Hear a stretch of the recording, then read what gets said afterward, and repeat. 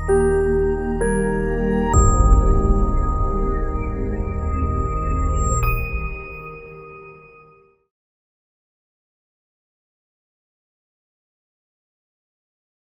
Hello నమస్తే welcome to ఏవా media. నేను మీ యాంకర్ మధు. ఈ మధ్య సోషల్ మీడియాలో ఎక్కువగా ట్రెండ్ అవుతున్న topics hair plantations, hair extensions, అలాగే కొన్ని కాస్మెటిక్ ప్రొడక్ట్స్, ఇన్ఫ్లుయెన్సెస్ చాలా వాటిని ప్రమోట్ చేయడం.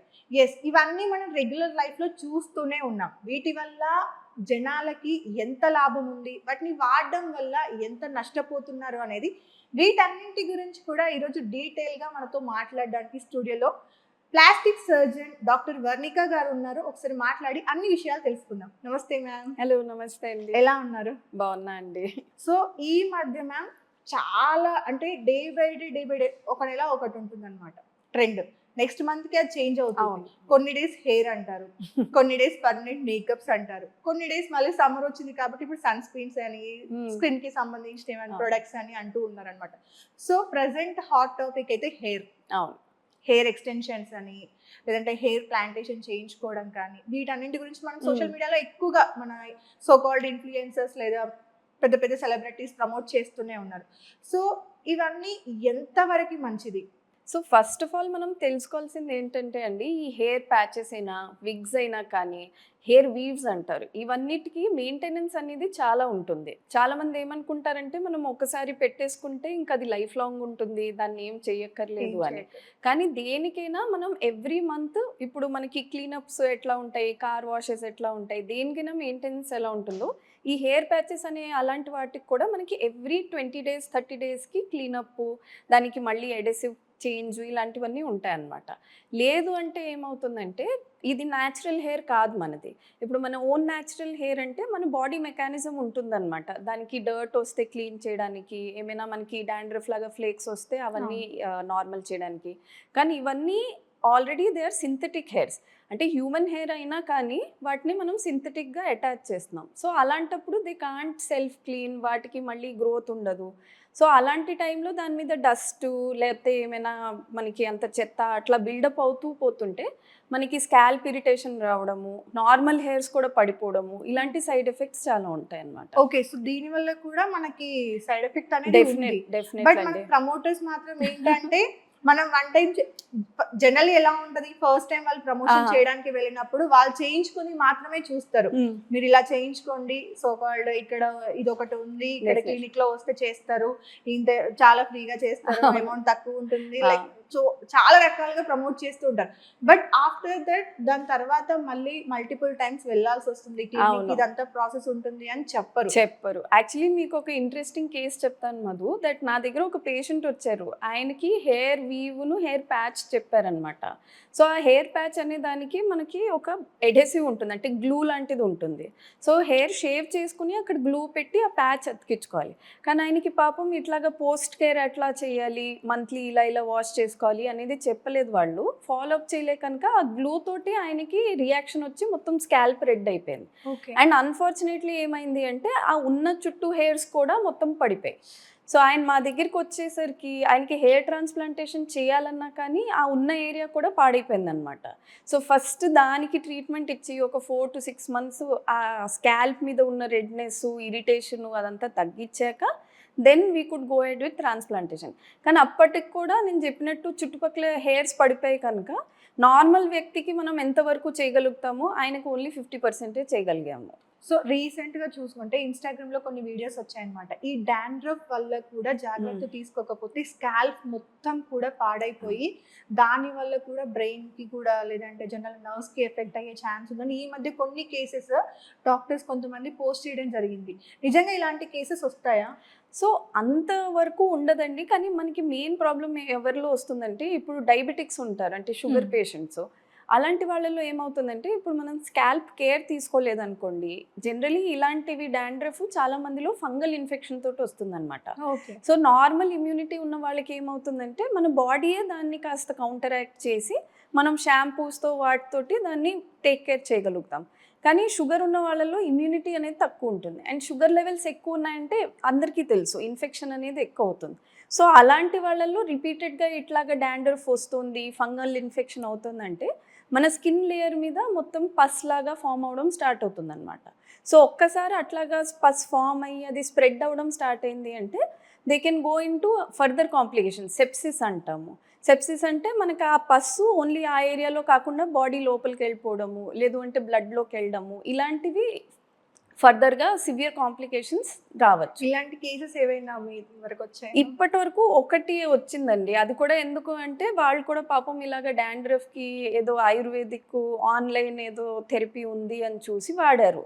వాడాక వాళ్ళకి ఇలాగే తల మీద పింపుల్స్ లాగా వస్తున్నాయి అన్నా కానీ ఆబ్వియస్లీ ఇంకా ఇన్ఫ్లుయెన్సర్ మార్కెటింగ్ కదా, ఎవరిని కన్సల్ట్ అవుతారు. సో అలానే 3 months వాడేసరికి వాళ్ళకి షుగర్ కూడా హై ఉండింది, ఇన్ఫెక్షన్ కూడా రిపీటెడ్గా వచ్చాయి. సో మా దగ్గరికి వచ్చేసరికి ఆయనకి మొత్తం తలంతా మనకి పింపుల్స్ ఎట్లా వస్తాయి అలా ఆయనకి డిఫరెంట్ ఏరియాస్లో మొత్తం పస్ ఫిల్ అయిందనమాట. So then it does not become a cosmetic case. Then అప్పుడు అది ఇట్ బికమ్స్ లైక్ మనకి నార్మల్ హాస్పిటల్లో అడ్మిట్ చేసి ఎట్లా చేస్తాము గాయం ట్రీట్మెంట్ అలా చేయాల్సి వచ్చింది. జనరల్గా మన సెలబ్రిటీస్ కానీ లేదంటే ఇన్ఫ్లుయెన్సెస్ కానీ అంటే కెమెరా ముందు కనిపించే వాళ్ళకి ఈ సర్జరీస్ కానీ లేదంటే హెయిర్ కానీ ఫేస్ కానీ ఏదైనా మనం సజెస్ట్ చేసామంటే, బట్ కామన్ పీపుల్కి ఇప్పుడు ఈ ఇన్ఫ్లుయెన్సర్స్ ప్రమోషన్స్ వల్ల కామన్ పీపుల్ కూడా ఈ హెయిర్ ఎక్స్టెన్షన్స్ కానీ ఇవన్నీ కూడా అంటే నాకు లాంగ్ హెయిర్ కావాలి, కొంతమందికి తెలియదు పాపం అది జెనెటిక్ ప్రాబ్లమా లేదంటే ఏంటో తెలియదు, కానీ హెయిర్ అనేది ఇక్కడ వరకు ఆగిపోతుంది, గ్రో అనేది తర్వాత గ్రోత్ అనేది ఉండదు. సో వాళ్ళకి ఏంటి, కొంచెం నాకు లాంగ్ హెయిర్ కావాలి, లేదా థిన్ హెయిర్ ఉన్న వాళ్ళకి కొంచెం నాకు థిక్ హెయిర్ కావాలి. సో వాళ్ళ ఇంట్లో సేవింగ్స్ చేసుకున్న అమౌంట్స్ మొత్తం కూడా తీసుకెళ్ళి అక్కడ ఇన్వెస్ట్ చేస్తూ ఉంటారు. నిజంగా ఒక డాక్టర్గా మీరు సజెస్ట్ చేస్తారా ఇలాంటివి? నేను అందరికీ చెప్పేది ఒకటే మధు గారు, that first of all you should understand me camera వెనకాతలు ఉన్న వాళ్ళకి వాళ్ళు ఎప్పుడు రెస్పాన్సిబిలిటీ అనేది తీసుకోరు. మీకు దానికి రియాక్షన్ వచ్చినా దాంతో మీకు ఎఫెక్ట్ రాకపోయినా, లేదు అంటే చాలాసార్లు అంత సివియర్ కాంప్లికేషన్ కాకపోయినా చిన్నది మనకి తెచ్చుకునే హెయిర్ విగ్ మనకి సెట్ అవ్వదు, అప్పుడు కూడా అది డబ్బులు లాస్. కానీ అలాంటి వాళ్ళు they will never take responsibility. అదే మీరు ఇన్ పర్సన్ ఎవరైనా క్లినిక్కి వెళ్ళి ఒక డాక్టర్తో కన్సల్ట్ అయ్యి ఇలాంటివి చేశారు అంటే that person will always take responsibility. మీకు ఏమైనా కానీ వాళ్ళు ఇమీడియట్గా ట్రీట్మెంట్ ఇవ్వగలరు, మీకు అడ్వైస్ ఇవ్వగలరు. సో ఎప్పుడైనా ఫస్ట్ ఆఫ్ ఆల్ ఇన్స్టాగ్రామ్లోనూ యూట్యూబ్లోనూ చూసి ఇది ట్రెండ్లో ఉంది కదా మనం వాడేద్దాము అన్నట్టు అనుకోకూడదు. రెండోది అసలు ఫస్ట్ ఆఫ్ ఆల్ కన్సల్టేషన్ తీసుకోండి, ఈజ్ ఇట్ ఈవెన్ రిక్వైర్డ్.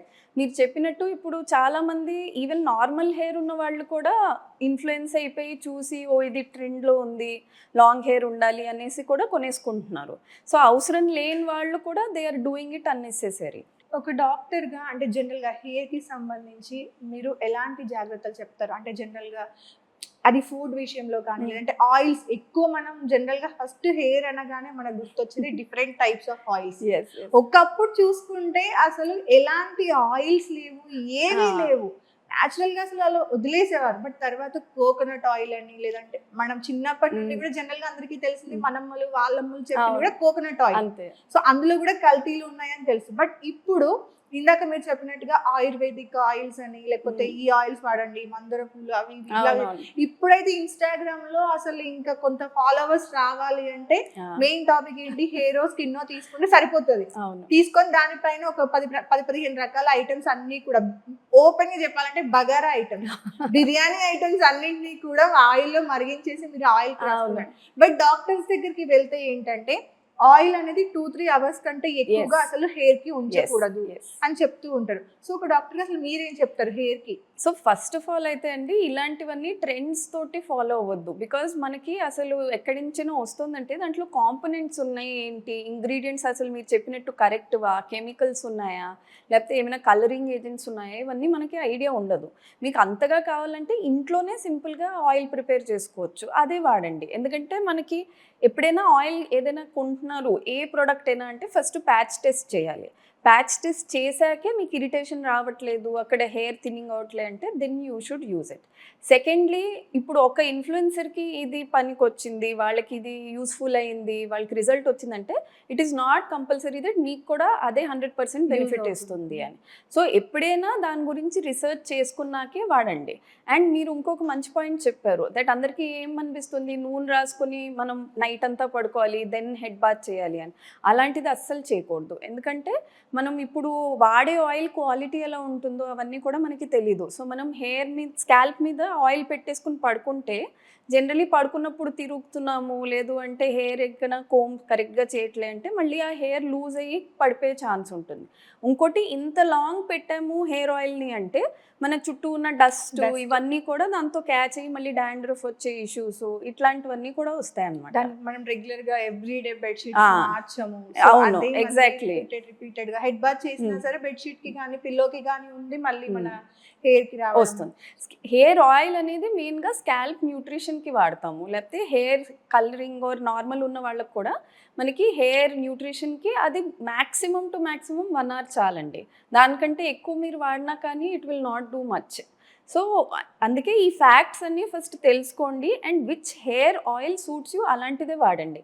ఎవరో సజెస్ట్ చేశారు లేకపోతే మనం ఆన్లైన్ తక్కువ అమౌంట్లో వస్తుంది అన్నట్టు ఆర్డర్ చేసేసుకోకూడదు. ఎస్, నార్మల్గా కామన్ పీపుల్ గురించి మాట్లాడుకుంటే జనరల్గా కొంచెం ఎక్స్పీరియన్స్ ఉంది, నాలెడ్జ్ ఉంది అంటే కనుక ఒక ప్రోడక్ట్ కొనే ముందు మనం దాని మీద కొన్ని డీటెయిల్స్ అనేవి చూస్తాం.